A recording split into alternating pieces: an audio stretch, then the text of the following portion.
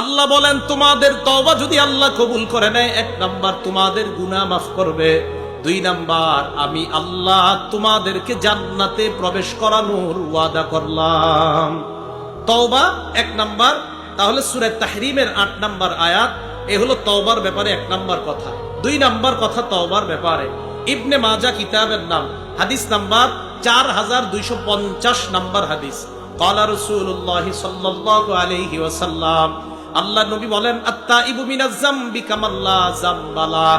গুনাহ থেকে তওবাকারী ব্যক্তি এমন হয়ে যায় কামাল্লা যামবালা, যেন তার কোনো গুনাহ নাই।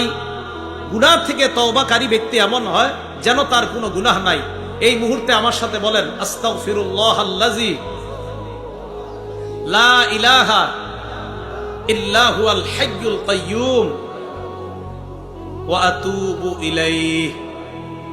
এটা মন থেকে বলছেন তো সবাই? আমাদের তওবা হয়ে গেছে, আল্লাহ আমাদের তওবা কবুল করেন। এগুলো 2 নাম্বার কথা। 3 নাম্বার কথা, এটা ইবনে মাজাহর হাদিস, হাদিস নাম্বার 4251 নাম্বার হাদিস। ক্বালা রাসূলুল্লাহ সাল্লাল্লাহু আলাইহি ওয়াসাল্লাম, আল্লাহ নবী বলেন, ইন্নাল্লাহা ইয়াকবালু তাওবাতাল আবদি। আল্লাহ নবী বলেন, কুল্লু বানি আদম খাত্তাউন, সমস্ত আদম সন্তান গুনাহগার। নবীজি বললেন, সমস্ত আদম সন্তান গুনাহগার। আমি আপনি আমাদের মাঝে কম বেশি গুনাহ হয়ে যায়।